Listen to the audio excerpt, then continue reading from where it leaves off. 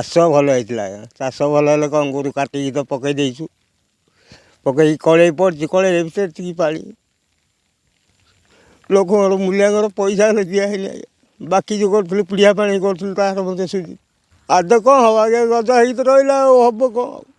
ଏ area ପୁରା ଆଜ୍ଞା ଏମିତି ଜମିରେ ପାଣି ଦେଖୁନାହାନ୍ତି ଆଜ୍ଞା, କେତିକି ପାଣି ଦେଖୁ ଧାନ ଗଦା ତଳେ କେତିକି ପାଣି। ବହୁତ କଷ୍ଟ କରିଥିଲୁ ଆଜ୍ଞା, ବାକି ବୁକା କରିକିରି ଆଙ୍ଗୁଳି ତାଙ୍ଗୁଳି ଆଣିକିରି କରିଥିଲୁ।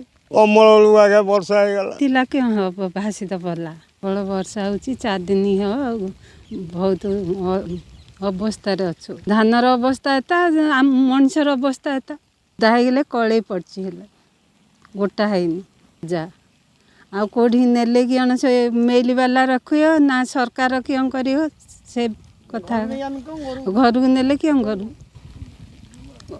ସରକାର ଯାହା କରିବ ସୁଝୁ, ଆଉ କେଉଁଠୁ ଆଣିକି ସୁଝୁ। ତ ଯେଉଁ ଆମର ଅଫିସରୁ ମିଳିଥିଲା ସରକାରଙ୍କ ସହାୟତା ଅନୁସାରେ ଯେଉଁ ମୁଗ ଆଉ ରାଶି ପାଇଁ ଯେଉଁ ବ୍ୟବସ୍ଥା ହେଇଥିଲା, ମୁଗ ଲୋକ ବୁଣିକିରି ସବୁ ଯାକ ଗଜା ନଷ୍ଟ ହୋଇଯାଇଛି।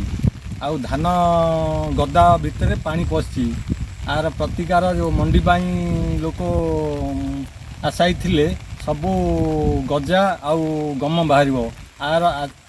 ଏଥିପାଇଁ ସରକାର କିଛିଟା କୋହଳ କଲେ ଚଷା ଉପକୃତ ହେବେ। ଆଉ ପରସେଣ୍ଟ ଭଲ ଥିଲା। ବର୍ତ୍ତମାନ ଯେଉଁ 2 ଦିନିଆ ଲଗାଣ ବର୍ଷାରେ ପୁରା କ୍ଷୟକ୍ଷତି ହେଇଗଲା। ଗଦା ଭିତରେ ପାଣି ପଶିକିରି ଆଣ୍ଠୁଏ ପାଣି ପଶିଛି। ଆଉ ଉପର ଆଡ଼ୁ ପଡ଼ିକିରି ଗମ ହେବ, ଗଜା ହେବ ଧାନ।